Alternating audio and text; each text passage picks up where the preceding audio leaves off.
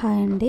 నేను మీకైతే beetroot curry చెప్పేస్తాను. ముందుగా ఒక మట్టి పాత్ర తీసుకొని అందులో కొంచెం ఆయిల్ వేసుకొని పోపులు అవి వేసుకొని మొత్తం వేయించేస్తాం. అందులో పసుపు, కారం, ఉప్పు, మసాలా ఇవన్నీ 1 బై 1 అయితే వేయించేస్తాం అనమాట. కొంచెం పచ్చిశనగపప్పు ఎక్కువ తీసుకుంటే మీకు బాగుంటుంది. ఇవన్నీ 1 బై 1 అయితే వేయించిన తర్వాత బీట్రూట్ని ముందుగా కట్ చేసుకొని మనం మిక్సీలో వేసుకుంటే ఒక తురుము కింద రెడీ అయిపోతుంది. ఆ తురుమును అయితే వేసేస్తాం. ఆ తురుమును వేసిన తర్వాత తెలగపిండి, నా దగ్గర నల్ల నువ్వులు తెలగపిండి ఉంది. మీ దగ్గర పల్లీలది కానీ దాని తర్వాత తెల్ల నువ్వులది కానీ ఏదున్నా తెలగపిండి వేసుకుంటే మీకు కర్రీకి మంచిది, టేస్ట్ వస్తుంది. నెక్స్ట్ హెల్త్కి కూడా చాలా మంచిది. మసాలా పౌడర్ వేసుకొని కొంచెం వాటర్ అయితే వేసుకొని సాల్ట్ వేసేసుకొని సిమ్లో పెట్టుకొని కొద్దిగా మూత పెట్టి కాసేపు ఉంచేస్తాం అనమాట. ఉంచేస్తే ఆ తెలగపిండి అంతా మెత్తబడుతుంది.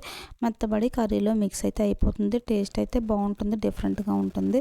వేడి వేడి అన్నంతో ఈ కర్రీ అయితే వేసుకొని తినండి, చాలా బాగుంటుంది. Thanks for watching. బాయ్.